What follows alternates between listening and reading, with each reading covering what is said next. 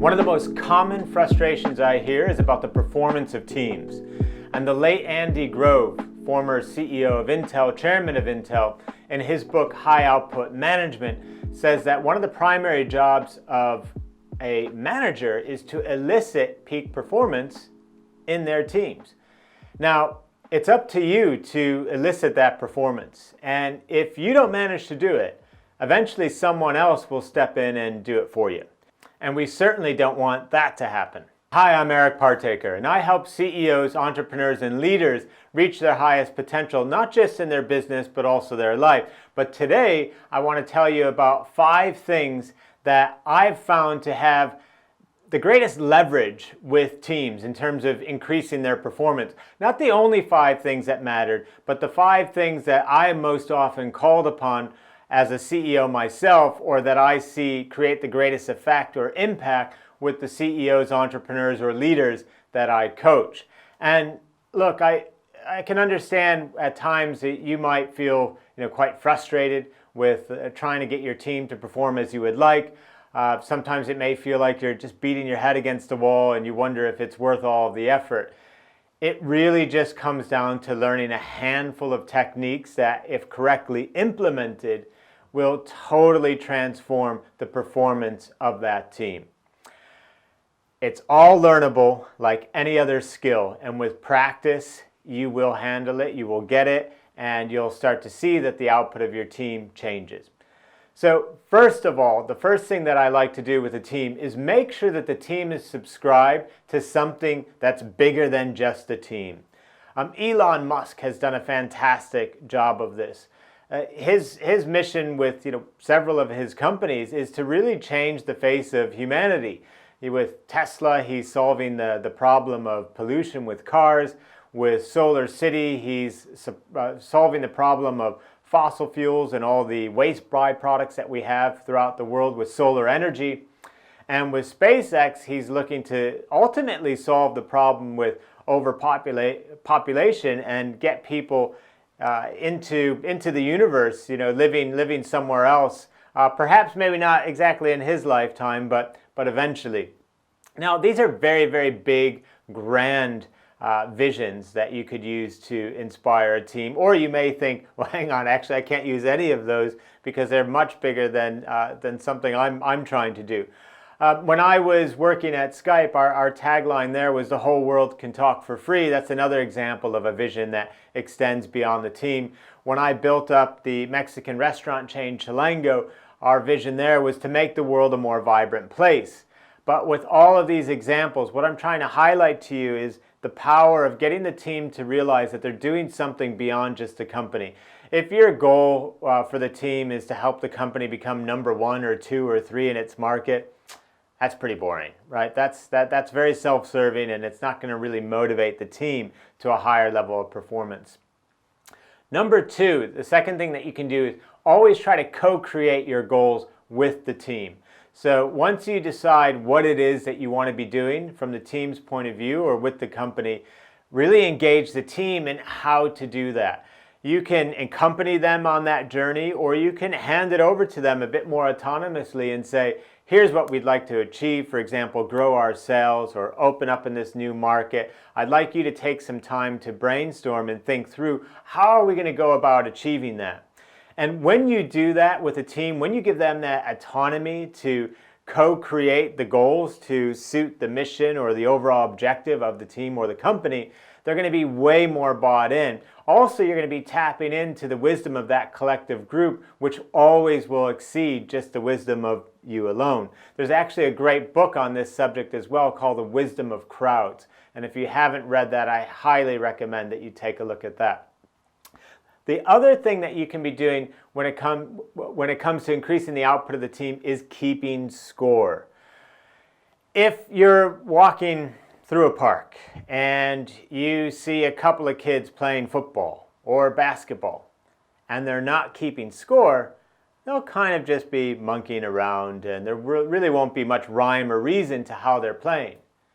If you suddenly put up a scoreboard, it changes the whole dynamic, right? People want to win. It brings out a competitive spirit. And that same mentality, that same effect happens with the teams that we manage as well, and we can use it with great result. So what I mean that we do in this regard is a few things really. One is everybody on the team should know which goals or objectives that they're accountable for.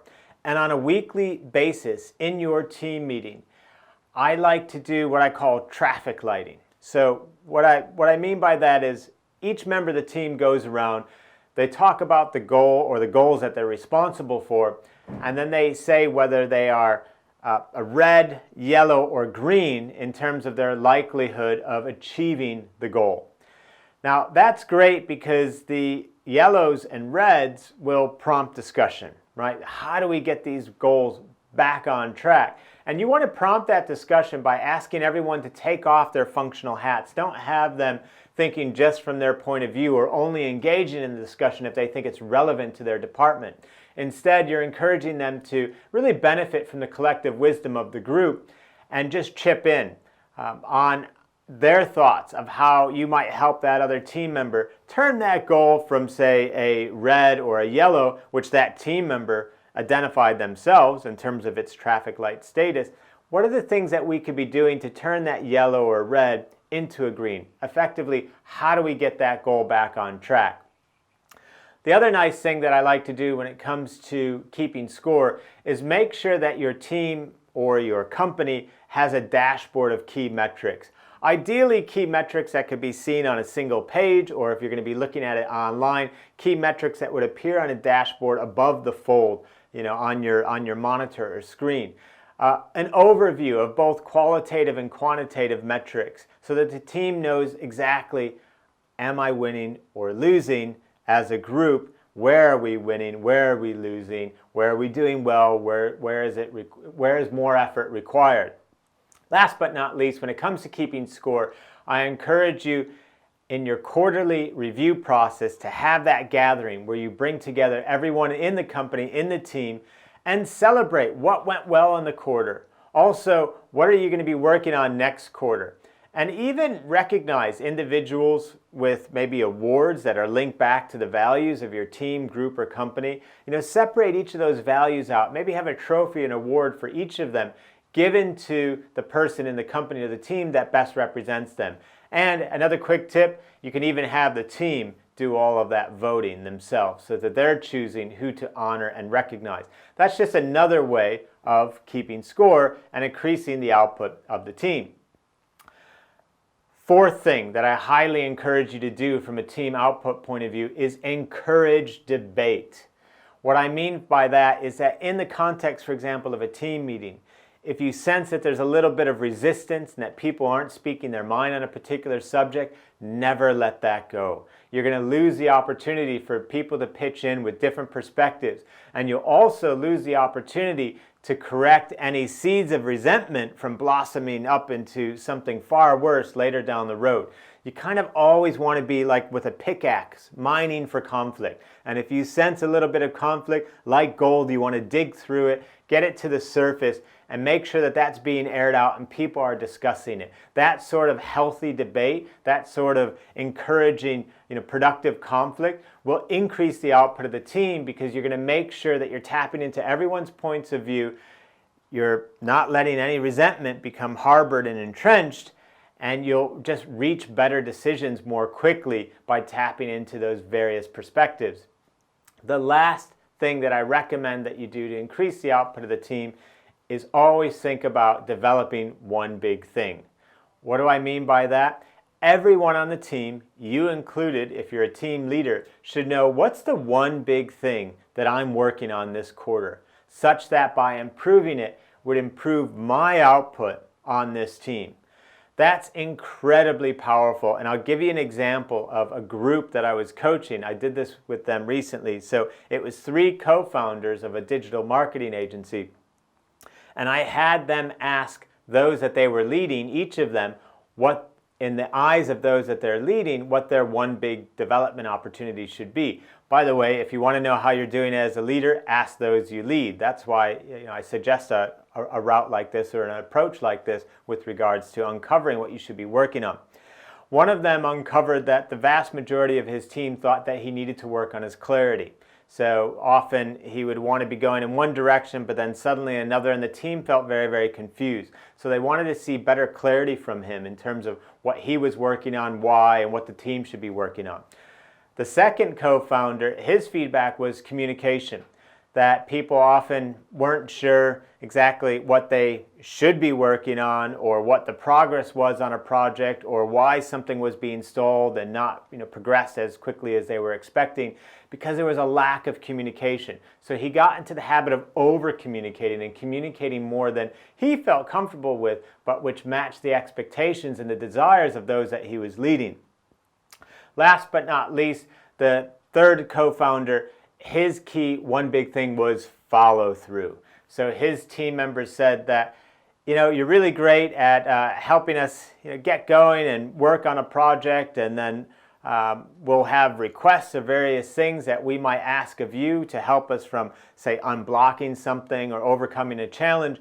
And he had this habit of saying, yep, I'll send you that, yeah, I'll do that, but he wouldn't actually follow through. And so he was actually letting his team down. And one of the hallmarks of great leadership is relentless reliability. And I really made sure he realized that, because unless you're relentlessly reliable, you won't be able to hold your team to a similar standard. So, that was an opportunity for him to not only work on his one big thing, but I made sure he realized that it was also an opportunity for him to work on something which is associated with super strong leadership. Now, that last point, by the way, your one big thing, that also happens to work super well at home. Another CEO I was coaching wanted to improve his home life, and so I encouraged him to ask his wife and children, if he were trying to become the best husband and father in the world, what's the one big thing that he should be working on this quarter to help him close that gap between who he was and who he was capable of being? He asked his wife and kids, they all gave him the answers, and soon enough he was closing that gap and doing a lot better in their eyes as well. So these principles don't just apply in the workplace, they can also apply at home as well. So I hope you found that useful. And if you don't, remember this last point, if you don't actively look to increase the output of your team, as I said earlier, someone else eventually will step in and do it for you. Don't let that happen to you. Embrace these principles, give them a shot, give them a try. And if you like insights like this, please head over to my website at ericpartaker.com, where you can subscribe to my weekly newsletter.